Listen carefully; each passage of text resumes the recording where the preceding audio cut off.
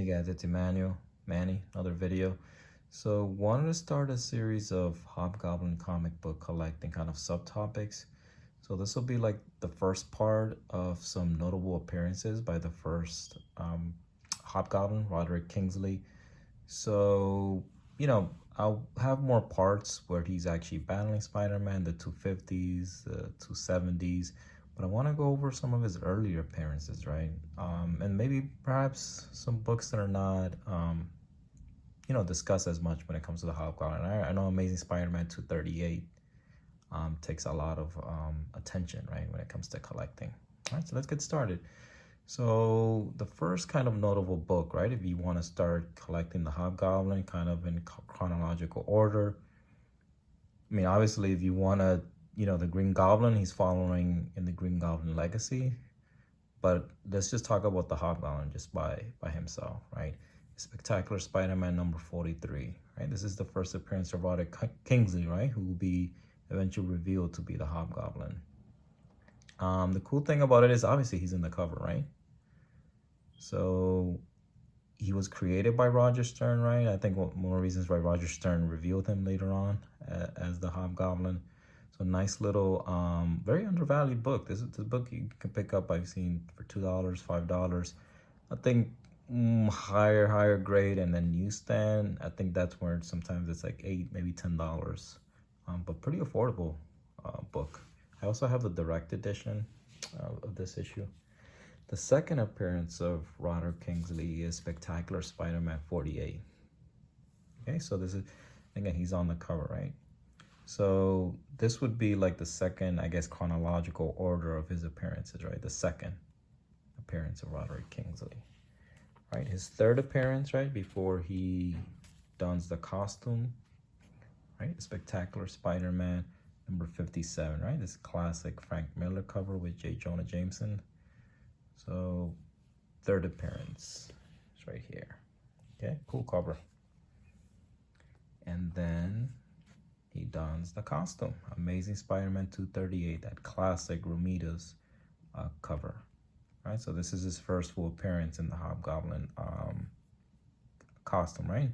And he's revealed right in that last page, that classic last panel of Amazing Spider-Man 238. All right.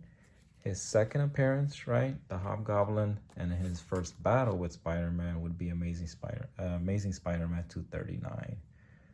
So here, right, he's revealed in the last page of 238, and here he battles Spider-Man, right? He's badly kind of outmatched in that battle. Barely gets away. All right, the third appearance of the Hobgoblin would be Amazing Spider-Man 244. Right, and this is also the first appearance of the second Hobgoblin, right? So the Hobgoblin, anybody who's not familiar with him, he uses Fall Guys, right? He uses, to test out the serum, he uses Donovan Lefty, right? This petty criminal. So he's the Hobgoblin here, right? He would be considered the second Hobgoblin. I know that's confusing, right? But this is the third appearance of the Hobgoblin, but he's using kind of a Fall Guy and Donovan Lefty, right, to test out the serum. Amazing Spider-Man 245, right, cool cover, would be the fourth appearance of the Hobgoblin, right? And then Donovan Lefty is revealed, right, to be the Fall Guy in this issue. So this is his last appearance as well, right? I'm kind of spoiling a little bit, right? He dies in this issue as well, right? All right, so those are the first four appearances of the Hobgoblin. And then a book that I don't see a lot, right, in terms of the Hobgoblin is this one. This is actually a pretty important book, right? I know the value doesn't say, right? It's a book you can find for like $8, $10. I did see an IG seller trying to sell it for 25. I was like, wait, is it Mark Jewelers or Canadian? Yeah, so that was a bit overpriced. So this is a $10 book, like on high grade all the time, right? 15, right? Once you get into like near mid plus range. The significance of this issue, right? Peter Parker, Spectacular Spider-Man number 85. This is when the Hobgoblin actually perfects the serum, right? The Goblin serum, right? The Goblin serum gives like Norman Osborn super strength and agility. So the Hobgoblin actually finally, right, he douses himself, right, in the serum, and he gains that super strength and agility in this issue, right? One thing that's very important, right? He's perfecting the serum, right, through Donovan Lefty, meaning he doesn't want the side effects, right? Because one of the things that the Hobgoblin learns, right, you know, through reviewing Norman Osborn's journals and just his own investigation, is that Norman Osborn, you know, he had the negative side effects, right? His madness, right, connected to the serum.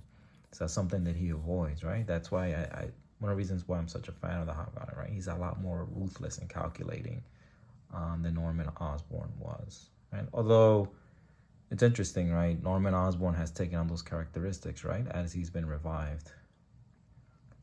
All right, so that is it. So this is kind of part one. You know, mostly some Roderick Kingsley, his early appearances, and then when he kind of perfects the serum, right? And he gets a little, you know, he becomes much stronger, right? Adversary for Spider-Man, right? So yeah, so let me know if you have any questions. Hopefully you enjoy that, and thanks for watching.